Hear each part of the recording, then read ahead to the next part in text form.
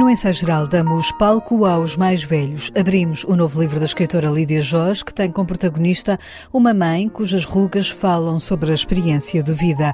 Mais à frente vamos ao Teatro Aberto, em Lisboa, ver o ator Miguel Guilherme, que diz pela primeira vez vestir o papel de um reformado. Mas há também juventude. Neste ensaio geral, em Águeda, visitamos uma exposição que reúne a obra de 35 jovens artistas. Tempo ainda para escutar os apontamentos de Guilherme de Oliveira Martins e o novo fado de Ana Moura. Fique connosco nos próximos minutos.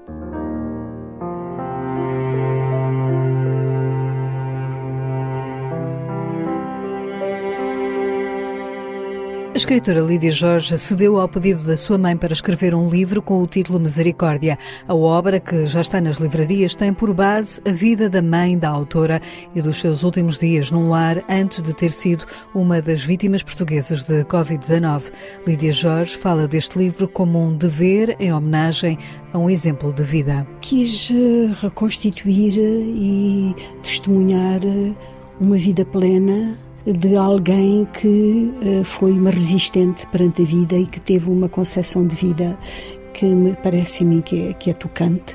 As pessoas envelhecem, mas mantêm bem alta toda a vitalidade mental, toda a energia e toda a alegria de viver e a ansiedade por viver. Não quer dizer que todos sejam assim, mas a maior parte é.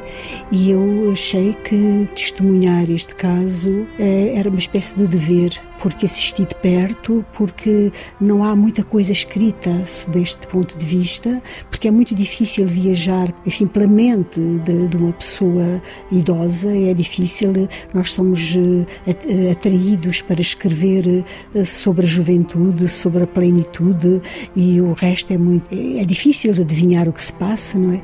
Então eu achei que este pedido que a minha mãe me fez, de que escrevesse um livro que tivesse por título Misericórdia, era um pretexto para eu poder reconstituir uma personagem que nunca abdicou de trabalhar, compreender, de estudar à sua maneira muito própria, de estar aberto ao mundo e de querer construir coisas até ao fim da vida.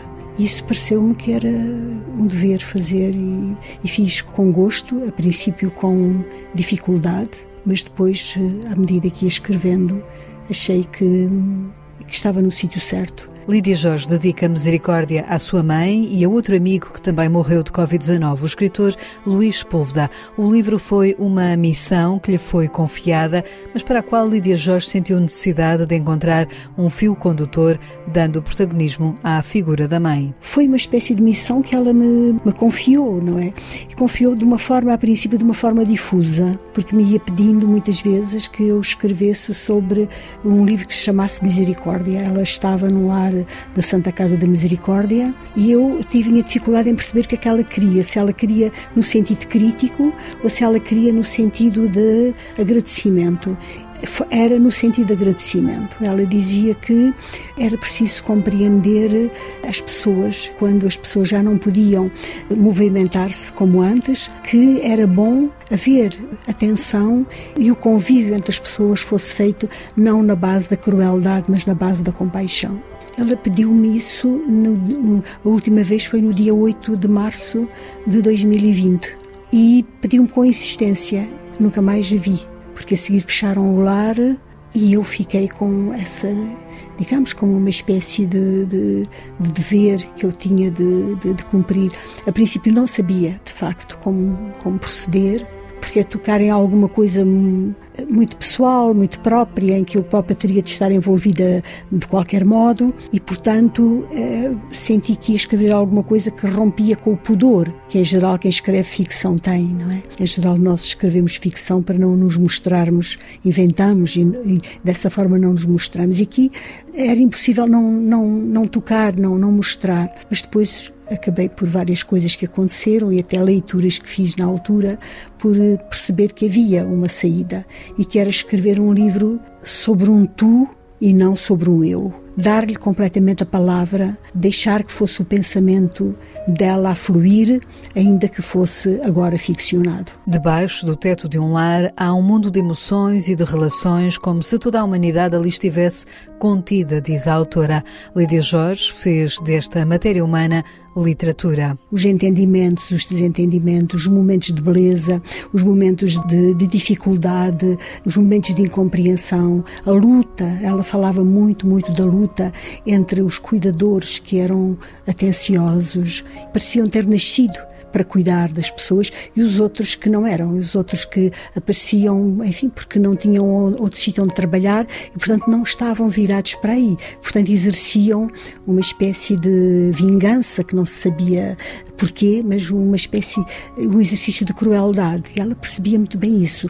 E percebia também a dificuldade que havia no recrutamento, não é? E percebia, e falou muitas vezes, e tive muitas provas, de que a direção procurava que não ter essas pessoas ao trabalho, mas não havia mais, não é? O que me interessou, porque eu não escrevi um livro para denunciar nada. Isto não é um livro sociológico, não é um livro para dizer maltrataram ou para dizer não é assim que se faz. Eu não sei como se faz. Para mim é ao mesmo tempo o espanto, a maravilha e a pena, tudo misturado diante de situações que são muitas vezes pungentes, por vezes violentas, que são amorosas, uma variedade, como se ali estivesse contido o mundo inteiro. A variedade humana toda fica dentro de uma casa. Com apenas a 4ª classe, esta mãe, retratada no livro Misericórdia, era uma leitora e, tal como a mãe de Lídia Jorge, tinha uma filha escritora a quem dava conselhos sobre a escrita. Por exemplo, uma das coisas que ela achava é que eu escrevia muitas páginas sem diálogos. E ela perguntava-me sempre, mas tem muitas travessões, tem 2 pontos, tem parágrafos, estás a escrever sem parágrafos? Porque ela era uma leitora, não é? Portanto, ela gostava do diálogo, ela gostava do teatro dentro dos livros, não é? A descrição psicológica não lhe dizia muito, o que lhe dizia era a ação, assim como o que ela gostava era de personagens, as personagens históricas, as personagens que ficavam, as importantes, as vencedoras, não é? Portanto, personagens que perdessem, cuja vida de personagem fosse uma vida sem sucesso. Ela tinha dificuldade em gostar desses livros, não é? Ela gostava da vida do Vasco da Gama, não é? Do Bartolomeu Dias, do Gandhi, do Nelson Mandela. Portanto, isso sim, essas figuras sim. Ela gostava muito de Afonso de Albuquerque, quer dizer, essas figuras históricas, o romance histórico, isso sim, não é? Porque tinha a certeza que tinham ficado no palco da celebridade. Em Misericórdia, o protagonismo é dado a esta mulher que vive de uma memória viva. Ela habita o mesmo lar onde, tempos depois, surgiram notícias que chocaram o país com idosos a serem atacados por formigas. As imagens surpreenderam Lídia Jorge. A autora fala desses ataques de forma quase premonitória no livro. Eu fiquei muito surpreendida e até preocupada e incomodada com essa coincidência, mas eu devo dizer o seguinte: a invasão de formigas é alguma coisa que vem desde o dia dos prodígios. A formiga é, digamos, uma espécie de elemento intermediário entre nós próprios e as bactérias e os vírus, quer dizer, entre a outra bicharada que é invisível. Mas com as formigas nós podemos fazer uma espécie de exercício de como é impossível os seres humanos defenderem-se de bichos de muito menor dimensão, não é? E isso sempre me tem preocupado desde sempre. E como é alguma coisa muito comum no Algarve, por causa do calor e por causa, enfim, de outras condições, como os pomares e assim, acontece que sempre me tem aparecido a história das formigas nos meus livros. Inclusive é o vento assobiando nas gruas, a avó morre coberta de formigas. Portanto, é alguma coisa que está no meu imaginário. Agora, o que é que eu fiz nesse livro? Alguma coisa que não é real, para não estar a descrever a pandemia. Digamos, queria fugir dessa realidade, não é? Queria que essa realidade fosse descrita, como depois é, de uma forma, digamos, fantasmagórica e não direta. Então eu achei que podia dividir e podia antecipar uns meses uma invasão de formigas em que os comportamentos humanos pudessem ser descritos e criei essas páginas. São 5 capítulos, mas nunca imaginando que depois fosse a acontecer alguma coisa que foi, na minha perspectiva absolutamente injusta, dramático e triste o que aconteceu àquela senhora. Misericórdia conta também a história de alguém que fez um caminho de fé, diz-nos Lídia Jorge. Ela queria acreditar em Deus. Ela queria acreditar em Deus e, no final, ela acredita numa força, numa totalidade, ela acredita. E depois há uma passagem que há um encontro com as viúvas, primeiro, em que ela se mostra muito renitente, nem sequer quer ouvir rezar o terço. E depois há outra em que ela... É talvez, para mim, a página que eu mais gosto desse livro, aquela que eu gostaria de ler em voz alta, era essa página, que é a página quando ela pede para ouvir rezar o terço, faz a associação com os sons belos da natureza todos, não é? E ela, para que as viúvas ficassem contentes, se mesmo elas lhe pedirem, dizem: eu acredito em Deus. E no final há uma amiga dela, que é a Dona Rita de Lyon, que estava sempre a ver o Anjo da Guarda, não é? E ela não acredita propriamente no Anjo da Guarda, não é? Mas no final, durante a pandemia, já no final, Dona Rita de Lyon diz: eu agora já não acredito no Anjo da Guarda. E ela diz não, ele existe e está no nosso terraço. E outra diz: lá, ficou feliz com isso, não é? Porque o Anjo da Guarda estava no terraço. Ela ajuda os outros a acreditarem. Quer dizer, ela tem dúvida, mas ajuda os outros a acreditarem. A forma de acreditar noutra coisa, na transcendência, é acreditar absolutamente o mais possível na imanência. Nisso devo dizer que procurei ser fiel à figura. Portanto, não alterar aquilo que foi a figura real da minha mãe. Lídia Jorge e o livro Misericórdia, que já está nas livrarias com a chancela de Dom Quixote. No Teatro Aberto em Lisboa estreia amanhã uma peça protagonizada pelo ator Miguel Guilherme. O Coração de um Pugilista é um texto de Lutz Hubner que conta com a encenação de João Lourenço. Em palco está a história de vida de um pugilista reformado que vive num lar, contou ao ensaio geral Miguel Guilherme. A história é uma história relativamente simples. É um pugilista, já reformado há bastante tempo, que está num lar para velhos. Cometeu um deslize que foi bater num enfermeiro e então mudaram-no para um lar especial, onde ele está numa ala para pessoas mais agressivas. Entretanto, chega um miúdo com os seus 20 anos, candidato a marginal, mas que ainda não o é. Mandaram-no fazer trabalho comunitário, e o trabalho comunitário é ir trabalhar nesse lar e pintar alguns quartos de alguns velhos, não é? E quando o miúdo chega ao quarto dele, aquilo começa muito mal entre os dois. 2, 3 dias, 4 que vão passando, não são muitos dias. Eles começam a entender-se bastante bem. Vou dar cabo dele. Assim!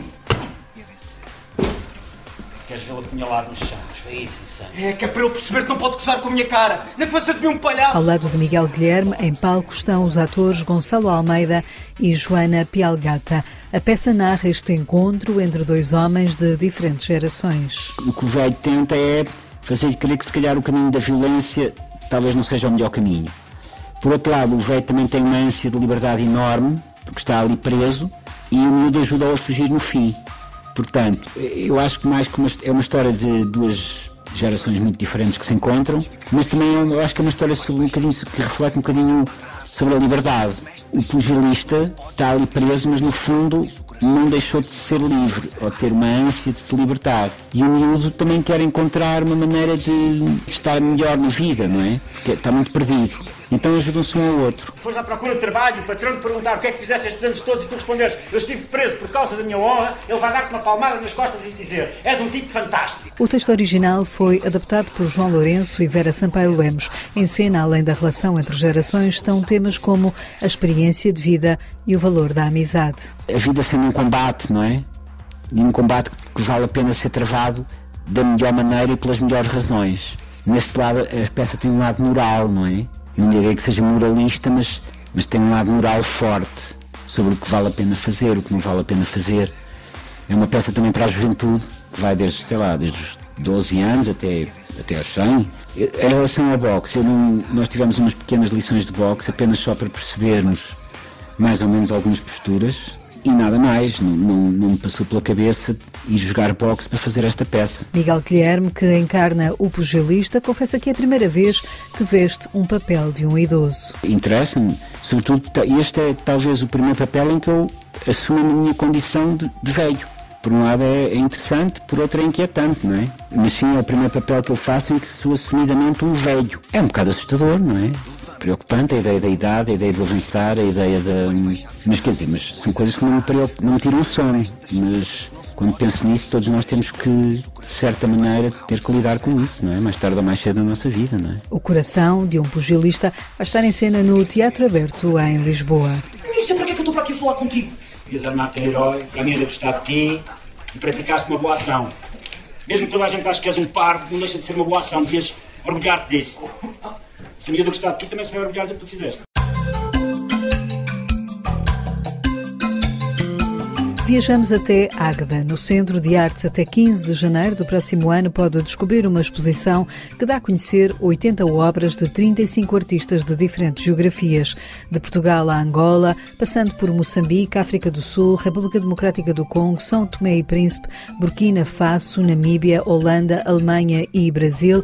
A exposição Immateriality é composta por 3 núcleos, com um foco especial na arte africana, diz a curadora Graça Rodrigues. Há aqui uma ligação muito forte aos territórios africanos, com uma conexão também muito grande àquilo que são as afinidades relacionadas com a galeria mentora do projeto, que é a Galeria Sinota White Cube, que tem um projeto que nasce em África e que vem depois para Portugal, e portanto esta materialidade tem muito também a ver com isso, com o território em si, com aquilo que são as expressões que se têm vindo a afirmar do sul global, de uma materialidade muito imponente que se afirma um pouco por, não digo por oposição, mas como uma alternativa àquilo que é o movimento conceptual que se afirmou mais ao longo das últimas décadas no mundo ocidental, e portanto há agora quase uma contracorrente da afirmação destas questões da matéria. Fotografia, escultura, pintura, instalação, mas também trabalhos com têxteis e miçangas ou desenho fazem esta exposição que reflete sobre a herança colonial, temas que estão cada vez mais presentes nos artistas europeus, mas que Graça Rodrigues explica que começaram antes, entre os artistas africanos. Há uma voz dentro do meio artístico em África que há muito mais tempo reivindica uma série de questões, expõe uma série de questões, quase como há uma esfera do ativismo que é muito presente, ou diria que em Portugal isso acontece, mas há uma antecipação nestes territórios, porque aquilo que enfrentamos hoje em dia, ao nível da fragmentação social, etc., há uma série de questões que estão em cima da mesa na discussão na Europa, que se enfrentam nestes territórios há bastante mais tempo, e portanto a reivindicação é também anterior, esse espelho é também anterior, e diz que as comunidades artísticas são muito a antecipação dessas vozes, e são também em África, como são em Portugal, são também em África. São essencialmente artistas jovens e por isso também trabalham sobre as questões da urgência climática. Estamos a falar de artistas nascidos naquilo que se pode definir como a geração do pós-25 de Abril, portanto do pós-independência nos territórios africanos, e depois as gerações que se sucedem, portanto há desde nascidos em 74, 75 até aos anos 90, os mais jovens são já dos anos 90, mas sempre com uma afinidade muito grande com esta questão da necessidade de consagração, de recuperação de práticas ancestrais de criação artística, que muitas vezes passam pela questão da tecelagem, e voltamos a ter novamente esta imposição da matéria, ou tenho, por exemplo, em exposição como exemplo a Vanessa Barragão, que faz a recuperação nas suas obras de mais de 7 diferentes formas de tecer a lã, formas ancestrais, em que ela usa essas práticas para compor obras de grande escala, grandes instalações, a partir de lã, para uma reflexão que tem a ver com questões de ordem mais ligadas à ecologia, à aspiração da era do pós-antropoceno, a era geológica moldada pela humanidade, não é? Que tem a ver com o que enfrentamos, o nível do aquecimento global, etc. Portanto, há essa reflexão também da necessidade de uma mudança de mentalidade em que o planeta não vive em função do homem, mas que haja aqui uma recomposição de esferas. Os trabalhos destes 35 artistas nacionais e internacionais podem ser vistos na exposição do Centro de Artes de Águeda até ao início de janeiro.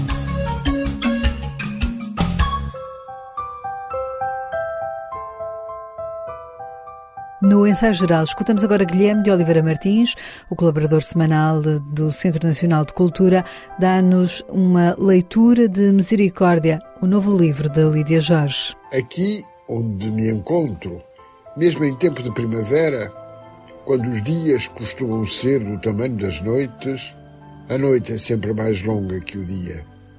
Sabendo isso, é precisamente a meio da noite que a noite vem ter comigo, dirigindo-me perguntas inimagináveis, como se fosse aquele gato pardo muito antigo que se chamava Esfinge. Refiro-me à noite que sabe das minhas crenças mais fundas, das minhas glórias e das minhas derrotas, de todos os meus segredos escondidos, mesmo aqueles que nunca se contam a ninguém, sobretudo os que têm a ver com as doces lembranças do amor. Melhor dizendo, enquanto durmo, ela está tranquila, mas a certa altura acordo e a desafiadora já se encontra em meu redor, avança na direção do meu corpo, poisa sobre a minha cama e interroga-me como se fosse uma professora de instrução primária que me quisesse surpreender em falta. Lídia Jorge, no seu romance Misericórdia, cumpre uma promessa feita à sua mãe, Maria dos Remédios, que lhe pediu que escrevesse a história que aqui se lê.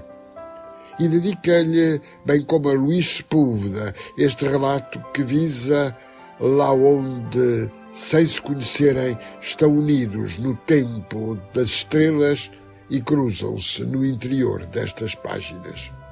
Misericórdia não é um romance comum. É a narração de uma situação em que o sonho toca a realidade, em que o amor denuncia o desamor, em que a vida descobre o vazio da noite, em que os limites são interrogados até à exaustão. É a procura de um tempo essencial, pela dureza de todos os enigmas. A peste deixou marcas indeléveis. São os prodígios que chegam às avessas. Fechei os meus olhos e cerrei os meus lábios. Separei-me do mundo. Fiquei sozinha com a minha determinação. As paredes colaborarão comigo neste plano e delas surgirá a noite para o último encontro. Morreu o boi já não ressuscita. O diacho é a vaca, se ela morre e não escapa, e a vaquinha a trabalhar para o meu jantar.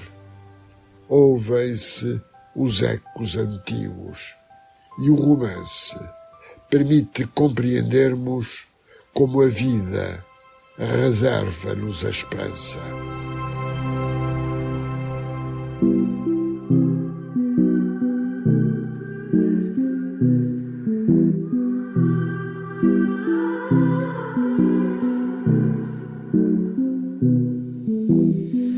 Moro na costa, solto um grito, deixei muitas lágrimas na areia, levo umas cidades no meu cinto, trago umas tragédias na traqueia. É mais um aperitivo do disco que vai sair em novembro. Arraial Triste é o mais recente single de Ana Moura. A fadista tem prevista a edição do novo disco Casa Guilhermina para 11 de novembro e tem já concertos agendados para Berlim, Amsterdão, Londres e Paris. Ana Moura dá voz à música que tem autoria sua, partilhada com Pedro Mafama e Pedro da Linha. A guitarra é de Ângelo Freire e as percussões de Mário Costa. É com Arraial Triste que fechamos o ensaio geral, que teve sonorização de José Luís Moreira. Voltamos de hoje a 8 dias com novas sugestões culturais para si. Até lá, boa noite e bom fim de semana.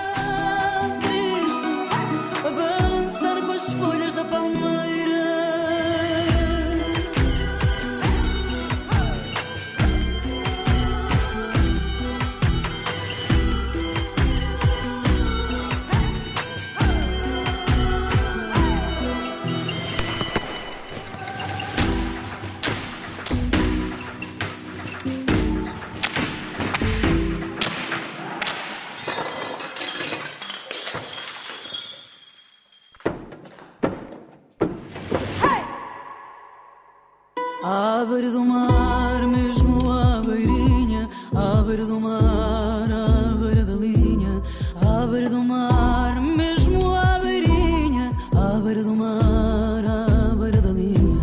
E que estas horas não passem sem mim, que esta carruagem não seja meu fim, e que estas portas não fechem sem mim, até que as tuas cordas se amarrem a mim.